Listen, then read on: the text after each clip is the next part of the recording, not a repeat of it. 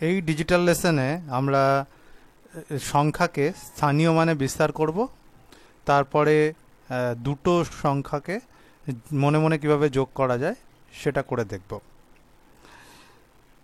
এখানে কতগুলো এখানে একটা এক্সাম্পল অলরেডি দেওয়া আছে, আমরা সেই এক্সাম্পলটাও নিতে পারি, অথবা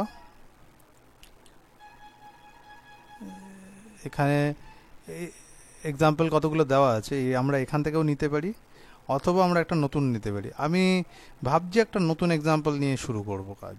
তাহলে এক কাজ করি, আমি একটা এক্সাম্পল নিই যেটা হচ্ছে ক খ গ ঘ ঙ। ধরো 920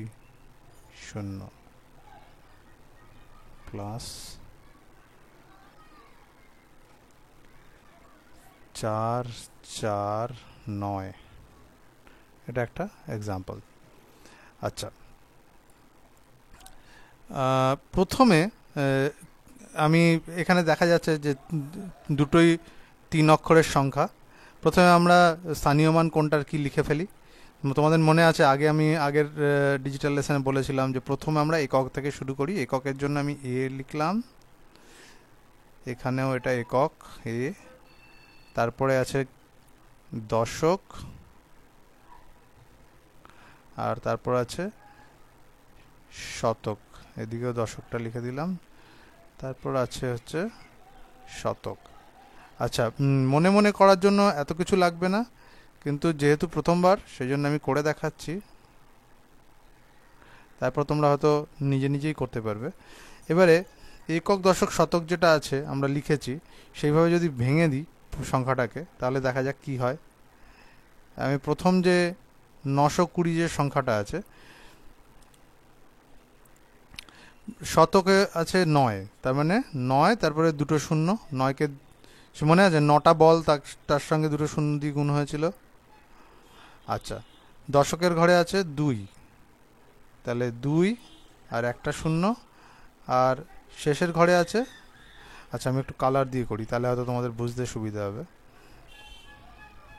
শতকের ঘরে আছে 9, ভুল হয়ে গেল, ঠিক করে 9 দুটো শূন্য প্লাস, দশকের ঘরে আছে 2 একটা শূন্য, আর শতকের ঘরে কি আছে শূন্য, শুধু শূন্য, তাহলে এটা কিছু করার নেই, প্লাস। আচ্ছা, ঠিক একইভাবে আমি এখানে শতকের ঘরে 4 আছে, 4 দুটো শূন্য, তারপর আছে আবার 4, 4 একটা শূন্য, আর শেষে আছে 9। আচ্ছা, এইবারে এই যে রং দেখে বোঝা যাচ্ছে এটা হচ্ছে একক, এটা হচ্ছে দশক, এটা হচ্ছে শতক। তাহলে আমি একক দশক শতকের হিসেবে এগুলোকে সাজিয়ে ফেলি আর একবার। পরের লাইনে আমি ঠিক সেই সাজানোর কাজটাই করছি। আমি শতক শতককে এক জায়গায় করব, দশক দশককে এক জায়গায় করব, আর একক একককে এক জায়গায় করব। আমি ব্র্যাকেটটা আগে দিয়ে নিলাম। এইবার আমি কালারগুলো নিয়ে ব্যবহার করি। এখান থেকে আমি নেব 900, আর এখান থেকে নেব 400, তাহলে 900 প্লাস 400 হলো।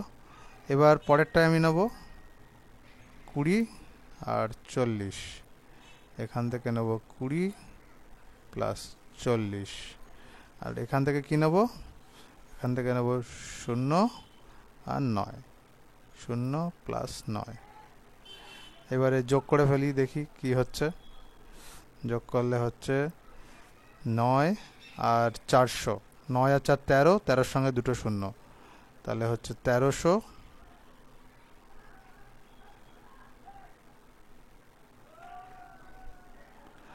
আচ্ছা, প্লাস 40 আর 20 কত হয়, 4 আর 2 6, তাহলে 60 হবে, 60, আর 9 আর 0 কত হবে 9। তাহলে সংখ্যাটা লিখে ফেলি। এককের ঘরে কত আসছে?